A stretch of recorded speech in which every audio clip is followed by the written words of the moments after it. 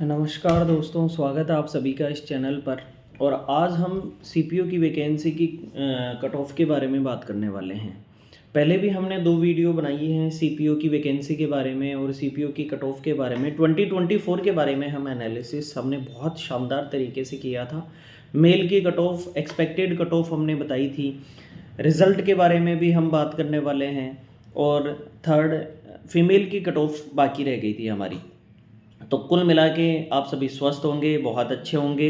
और अभी बहुत सारे लोगों के जीवन में खुशियाँ आने वाली हैं, क्योंकि इस दिवाली सीपीयू 2024 का रिज़ल्ट आने की लगभग चांसेस हैं, ये मान लो।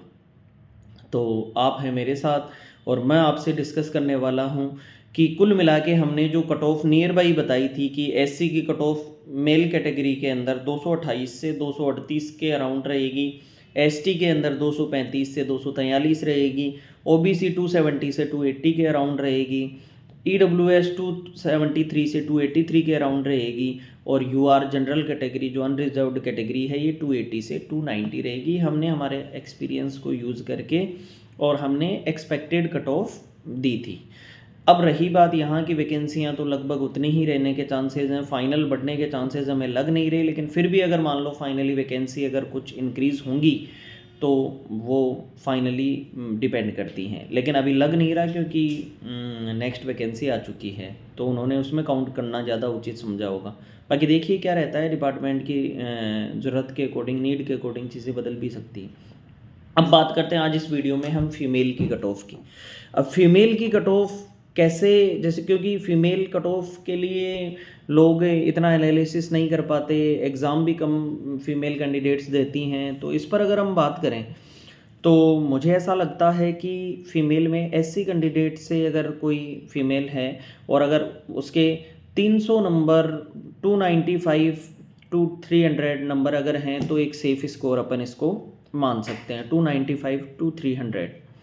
और अगर एसटी कैंडिडेट फीमेल की बात करें तो हम मान सकते हैं कि एसटी के अंदर 290 टू 298 इसके बीच में अगर आपका स्कोर है तो ये आपका एक सेफ स्कोर अपन ट्रीट कर सकते हैं।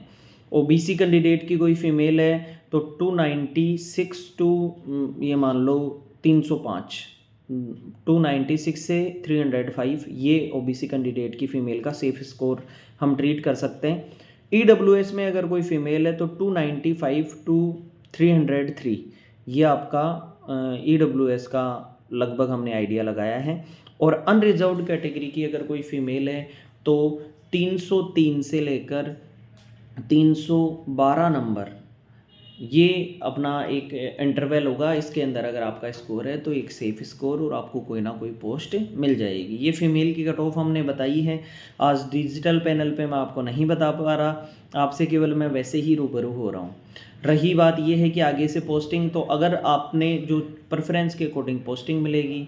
अगर ज़्यादा नंबर आए हैं तो लोग दिल्ली पुलिस पसंद करते हैं, क्योंकि वो एज ए सिविल मतलब पब्लिक डीलिंग होती है तो उसको पसंद करते हैं। एक दूसरा छुट्टी वगैरह और जॉब के मुकाबले में इजीली मिल जाती हैं लीव, और कई मामलों में दिल्ली पुलिस पसंद करते हैं लोग। और दूसरी चीज़ सेकेंडरी, जैसे बाकी सीएपीएफ हैं, अब उसके बाद में लोग पसंद करते हैं सीआईएसएफ को, क्योंकि फैमिली साथ रख सकते हो आप सीआईएसएफ में।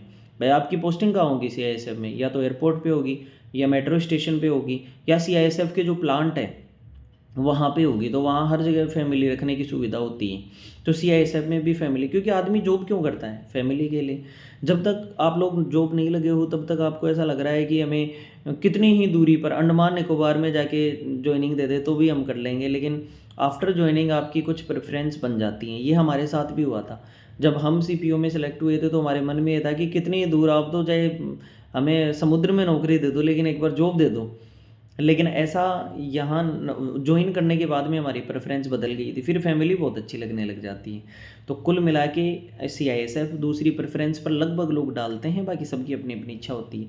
उसके बाद बीएसएफ, एसएसबी, आईटीबीपी, सीआरपीएफ में पोस्ट ज़्यादा होती हैं। हार्ड पोस्टिंग भी होती है कुछ जगह सीआरपीएफ में। जैसे मान लो गर्ल्स जो होंगी उनकी सीआरपीएफ में हार्ड पोस्टिंग बहुत कम होती है। मतलब गर्ल्स जो होंगी वो जैसे ग्रुप सेंटर बने हुए हैं सीआरपीएफ के, जिन्हें जीसी बोलते हैं।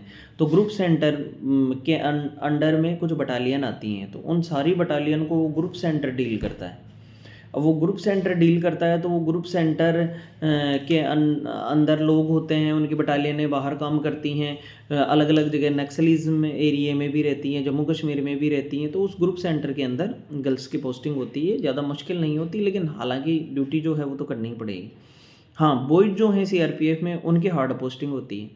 तो हार्ड पोस्टिंग का मतलब ये हो गया कि अगर आपने 4 साल हार्ड पोस्टिंग काट ली तो फिर आपको प्रेफरेंस मिलेगी। फिर आपसे डिपार्टमेंट चॉइस मांगता है कि अब आप अपनी पोस्टिंग कहाँ पर चाहते हैं।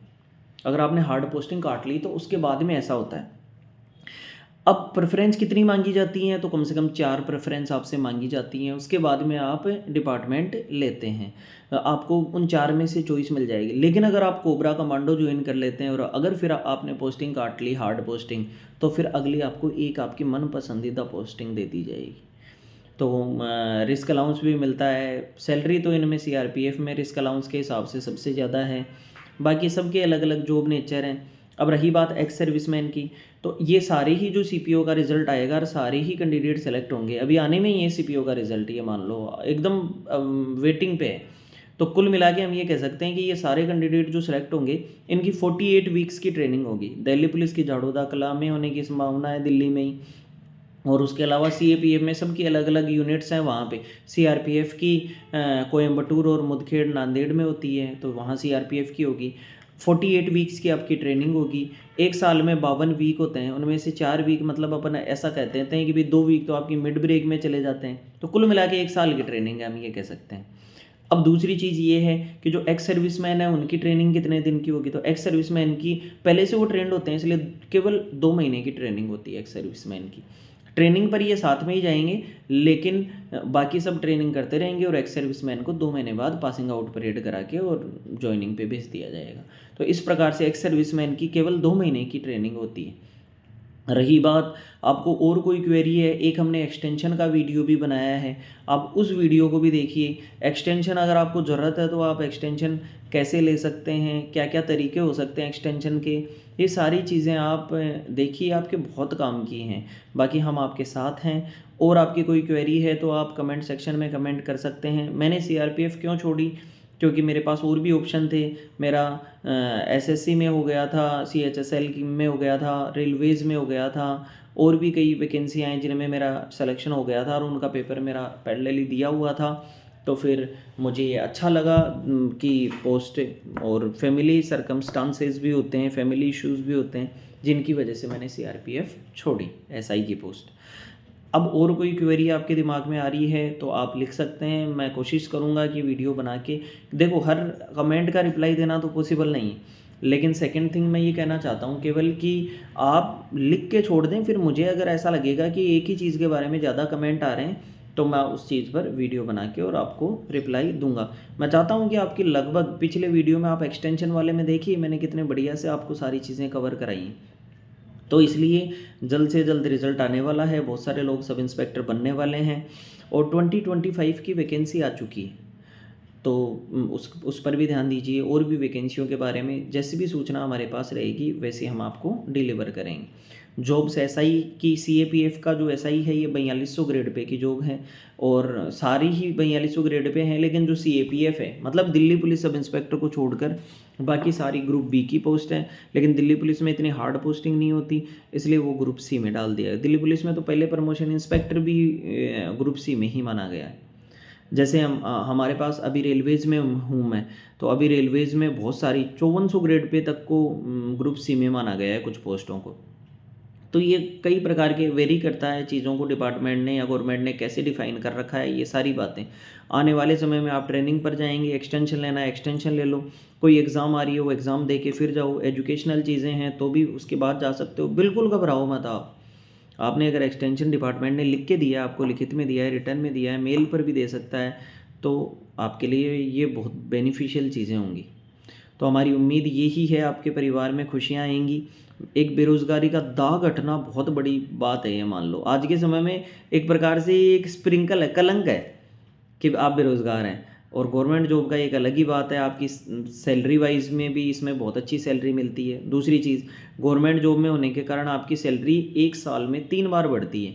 2 बार तो डियरनेस अलाउंस महंगाई के कारण बढ़ती है, 1 जनवरी को और 1 जुलाई को, ये फिक्स जो गवर्नमेंट का है। और एक बार आपका बेसिक पे बढ़ेगा।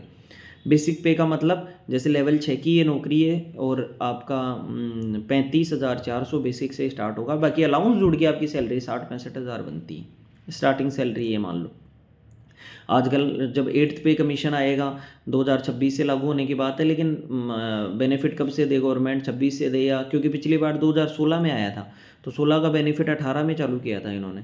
तो ऐसे इस बार भी ये उम्मीद है कि 28 से ये चालू करें, लेकिन अब देखो जैसा भी ये पॉसिबिलिटी है, लेकिन सारी बातें भविष्य के गर्त में है।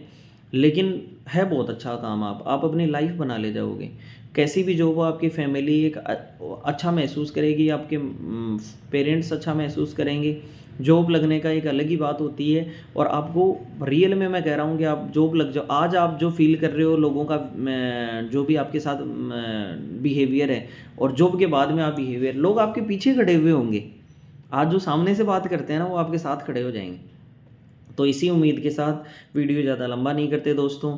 आपने अगर सब्सक्राइब नहीं किया है तो चैनल को सब्सक्राइब करिए, लाइक करिए और अपने दोस्तों को भेजिए, शेयर करिए। इतना तो फ़र्ज़ आपका बनता है, वरना तो फिर ये तो वो वाली बात हो गई कि आपने वीडियो देख लिया और सपोर्ट नहीं किया हमें। थैंक यू सो मच दोस्तों, आपसे और रूबरू होंगे आगे की वीडियोज़ में। थैंक यू, अपने और अपनों का ख्याल रखिए। ठीक है, धन्यवाद।